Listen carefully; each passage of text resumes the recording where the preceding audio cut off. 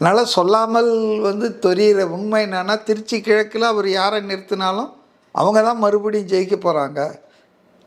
ஸ்டாலினை நிறுத்தலான்னு திமுகவினர் கொஞ்சம் பேர் சொல்லிகிட்டு இருக்காங்க. அந்த விஷப்பரீட்சைக்கு அவர் இறங்க மாட்டார்னு நான் நினைக்கிறேன் ஸ்டாலின். ஏன்னா திரும்பவும் அவர் நின்று திரும்பவும் அவர் தோற்கடிக்கப்பட்டார்னா அவருடைய அரசியல் வாழ்க்கையே முடிஞ்சு போயிடும். அதனால் தாவேக்காவுக்கு சாதகமாக தான் அந்த தொகுதி இருக்கோன்றது தான் எல்லா விஷயங்களையும் பார்க்கும்போது மக்களுடைய ஆதரவு ஆரவாரம் எல்லாம் தெரியுது. ஊடகங்கள் அப்புறம் கொஞ்சம் பேசுகிறவங்கெல்லாம் 10 நாள்லேயே அந்த ஆட்சியை குறை சொல்லி நிறைய போடுறாங்க செய்திகள்.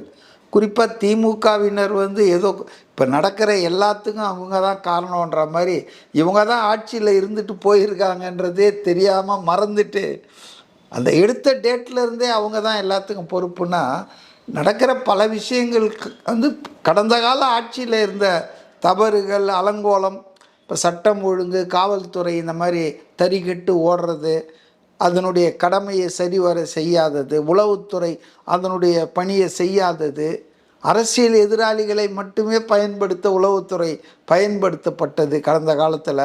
இதெல்லாம் ஒட்டு மொத்தமாக அதனுடைய எஃபெக்ட்டு தான் இதெல்லாம்.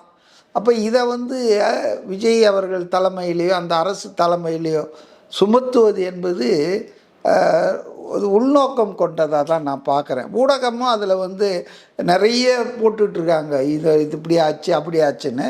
ஒரு புதிய ஆட்சி வந்திருக்குதுன்னா, அதுவும் வழக்கமான அரசியல் கட்சிகள் வந்தாலே ஒரு 6 மாதம் ஒரு டைம் கொடுப்பாங்க.